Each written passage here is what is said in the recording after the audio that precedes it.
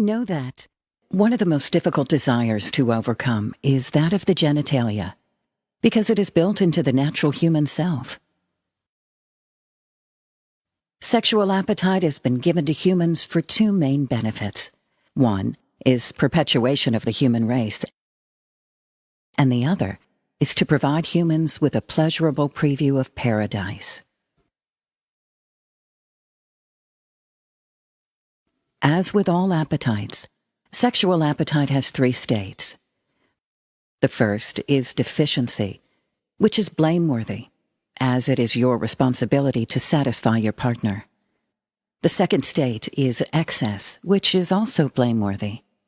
This occurs when the intellect is overcome by sexual desire, and the person is distracted from the path to God.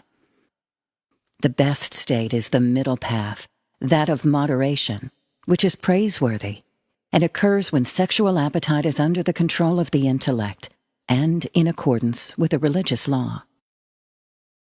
One must be cautious with sexual appetite so it remains controlled, for when aroused, it suspends the mental faculties. This caution lies in lowering one's gaze to make it easier to avoid temptation.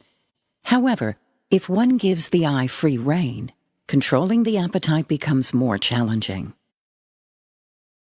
For it is easy to restrain a horse from entering a stable door, but once it has done so, it is extremely difficult to pull it out from the tail.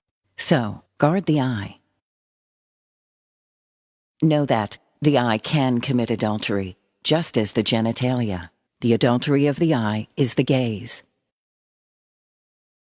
For a single person who cannot restrain the eye, you must break the desire through fasting. If one still cannot abstain, the remedy is marriage. For a married person, if someone other than your partner arouses passion, return to your home and seek your partner's satisfaction. Attraction is a natural impulse. Adultery is not.